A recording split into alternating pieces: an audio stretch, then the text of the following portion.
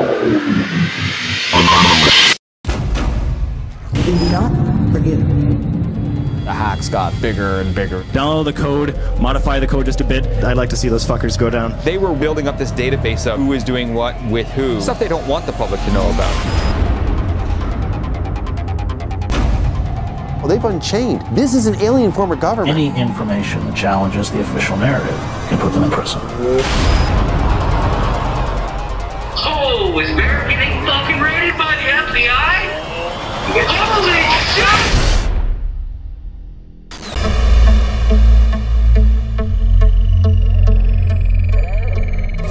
The surveillance state's already here.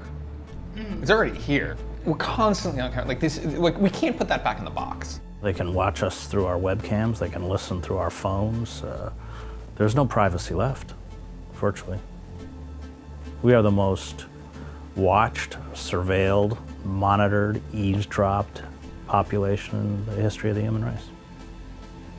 If you have nothing to hide as justification for violating your rights, then you have nothing to worry about. You know where that phrase came from? Goebbels from the Nazi era.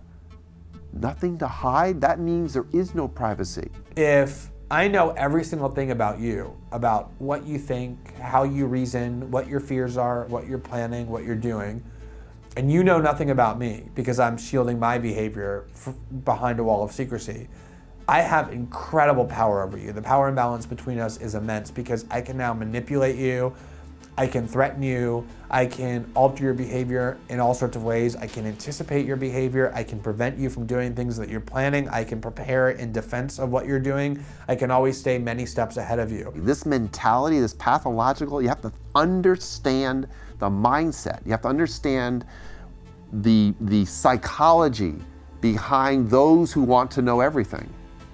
That means anything hidden, anything private, anything sovereign is a direct threat to the surveillance state.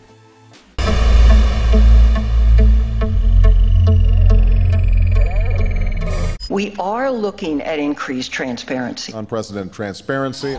They want to avoid scrutiny. So our response, our best weapon, is to bring scrutiny to them.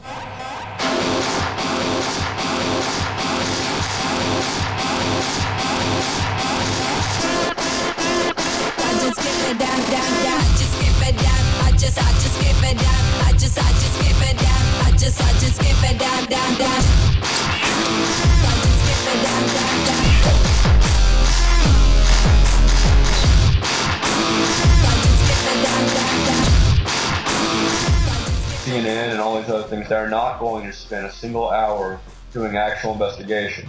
He called the former head of the NSA at home, like on a weekly basis for a couple months, trying to get him to talk to him. Barrett was speaking in that language of real adversarial journalism, that the purpose of journalism is not to please those in power, but to report the truth, even when it makes those in power uncomfortable or reflects poorly on them.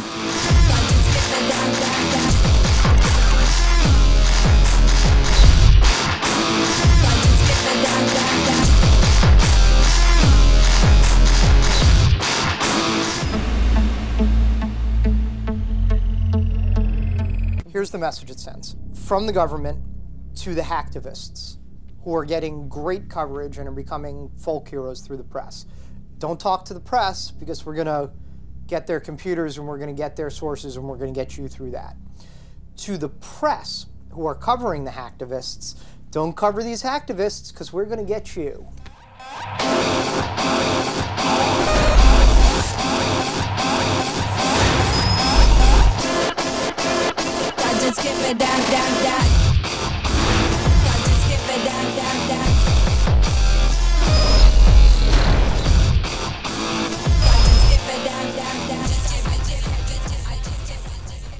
Here's what I want. 1,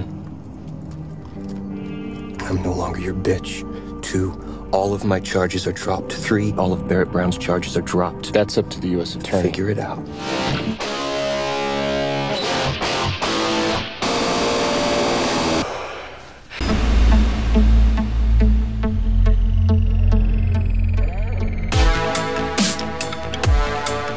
Data wants to be free is the hacker credo.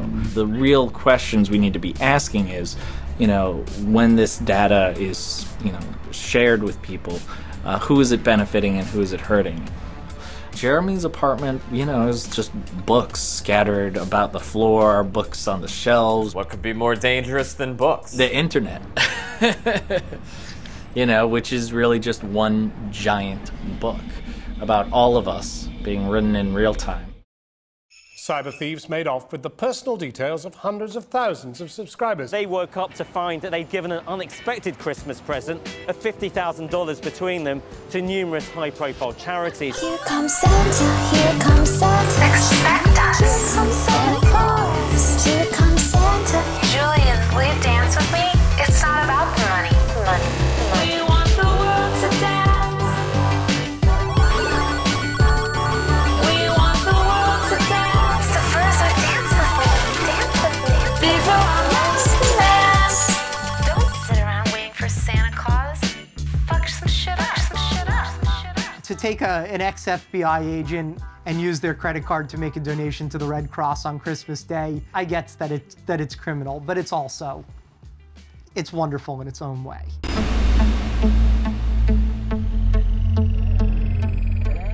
Weave is expressing dissent using digital means, which has now become the most threatening. There's all those anonymous activists who did basic denial of service attacks on PayPal and Amazon in order to protest the cutoff of WikiLeaks' finances, who are being pursued as though they're global terrorists.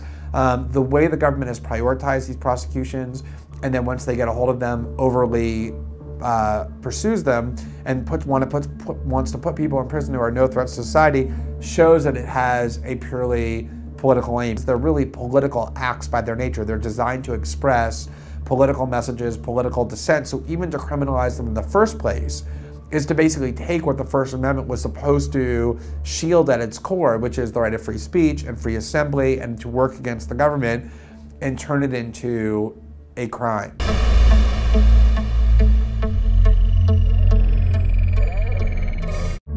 There's been an unfortunate deficit in what people have read and what people have written about an issue that is of extraordinary importance.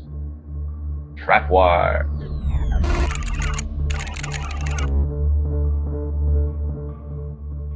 He stumbles across this. He stumbles across it, starts talking about it.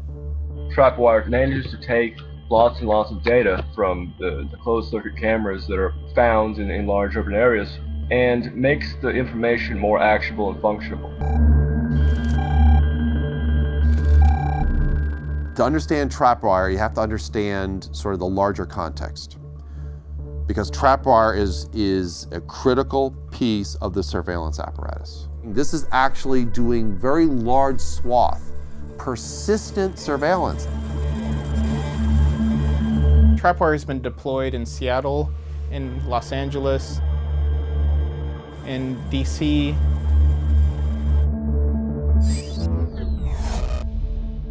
According to a Stratfor email, there's like 500 cameras in this New York City subway system equipped with trapwire. The New York Times said that trapwire was only used on 15 cameras in the entire country and that the DHS wrote it off as a failure.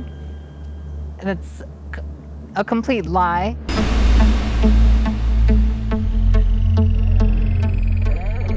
There is a congruence between whistleblowing and hacktivism and hacktivists. The similarity is speaking truth to and of power, revealing the power structure, whether it's corporate, whether it's government, or both. I was a senior executive at the National Security Agency, and I served there for about 6.5 years. I blew the whistle on the secret surveillance program called Stellar Wind, which were the foundational surveillance programs that ultimately Edward Snowden, 12 years later, is now disclosing through reporters and journalists. The government went ahead and prosecuted me under the Espionage Act. And I faced, it was a 10 felony count indictment. I faced 35 years in prison.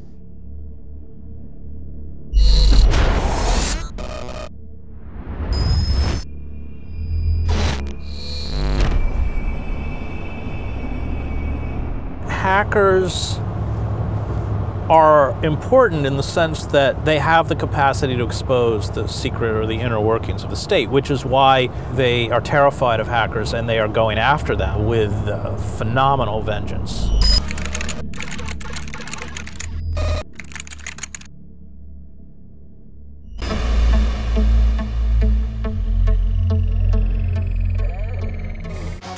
in trouble. Computer hackers find themselves on the wrong side of the law after breaching AT&T security. I mean, I guess there's like a blurry line between like Goat Security, was it a troll or was it a hack? But I mean, the name Goat Security invokes that terrible image that ruined my childhood.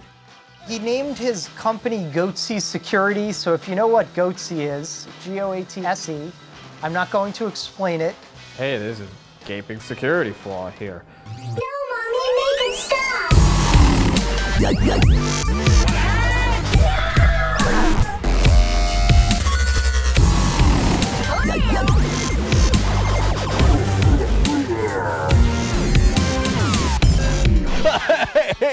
Goatsy Security, who are these guys? And they're Googling Goatsy, and they're getting the Goatsy picture. They're called Goatsy Security. Is that my pronouncing that correctly? Yeah, that's right. We're analyzing coverage from Bloomberg, Goatsy, The Register, and Forbes. Goatsy Security would expose the gaping security holes in your systems. A corporation like AT&T and Apple, you know, the only way you can really get to them was literally to send it to the media and make a gaping asshole mockery of it.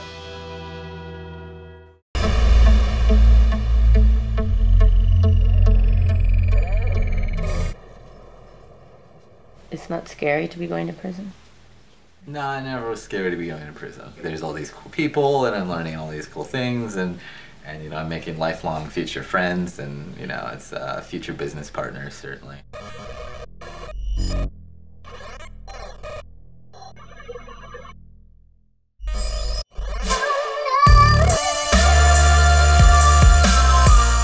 Embarrassing people. I enjoy it. It's viscerally fun. He's an instigator. The most lovable little pest on the internet. His ability to make other people so angry is the talent that he has. Almost 99% of the articles that come out for Weave, they all start with, he's a dick, he's an asshole.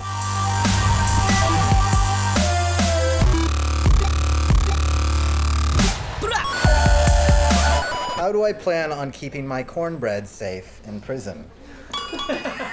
I will stab a nigger that dares reach across my plate.